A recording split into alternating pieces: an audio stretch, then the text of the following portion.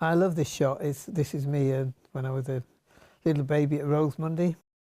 From the moment he was born, Phil Frampton's care records show he was treated with prejudice and discrimination because of the colour of his skin. I was 10 days old when they wrote in this report, and it said, full name of candidate, Frampton, Philip Roy. Ever had fits or measles? No. Diphtheria? No. Immunised? No. Any other physical defects or maladies?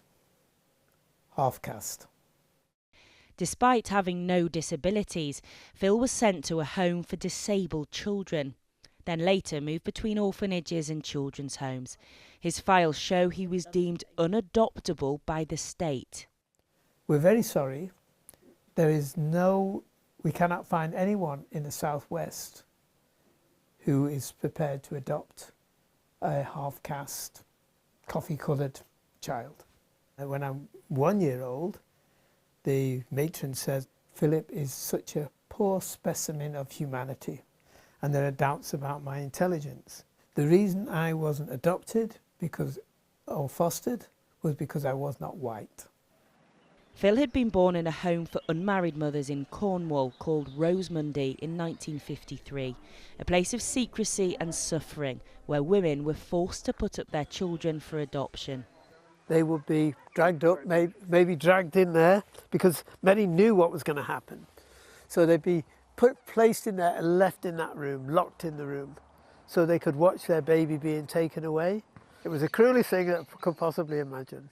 His mother had fled there, pregnant and unmarried, but found no kindness, instead labelled a fallen woman.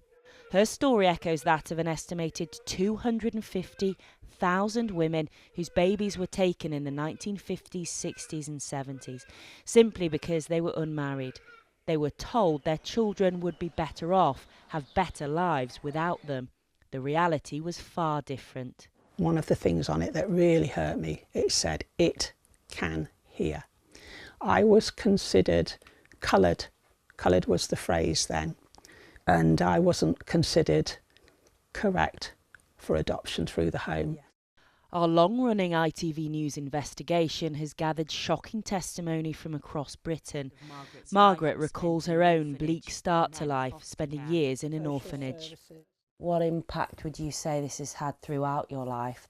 I say I carry a hole in my soul with it. You're marked, you carry that stigma, you carry it for the rest of your life, the repercussions of it. In Cumbria in the 1960s, Carmen was born in a church-run home for unmarried mothers.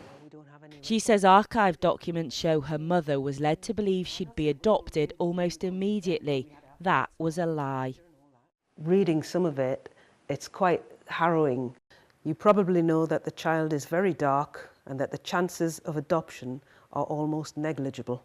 It shows that I was thought of as a problem, and they knew that I would very likely spend a long, long time in an institution. So racism from the start, really? Absolutely. She was eventually adopted aged 2 and had a happy childhood, but questions over her identity always loomed large. Our analysis of government archives, newspaper clippings and journals from the 1960s show racism was widespread throughout the adoption system. One study from the 1960s describes the improbability of adoption for non-white children, concluding it presents a fairly serious problem in a few areas. While newspaper articles from Home Office archives detail how children were not placed for adoptions because their skins looked different, describing the babies as the new faces in the children's homes of Britain, the faces which don't fit outside. Another from 1968 said the reluctance to adopt was due to fear of what the neighbours will think looming large. For those who were placed with families, academics discussed adjustment issues. A little girl comparing the colour of her skin with that of her adoptive parents was found trying to scrub her hands and arms white with soap powder. The assumption was black children could not be adopted, basically, and as I say, most of the black children, the children of colour, were in fact of mixed heritage. Working as a childcare officer in Oxford in the 1960s, part of June Thoborn's job was to collect babies from homes for unmarried mothers. She recalls the inherent prejudice within the adoption system. I was unhappy for the suffering that I saw. To be honest, I was part of that society. I think we were a racist society.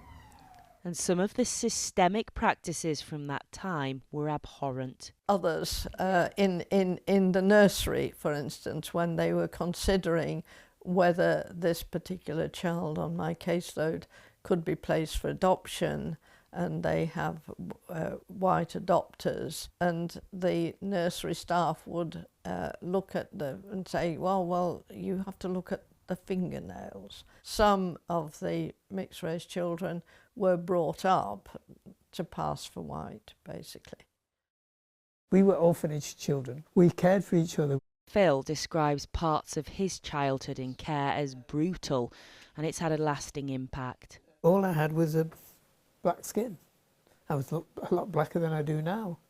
I was being abused and called all sorts just because of the colour of my skin. Say sorry, stop!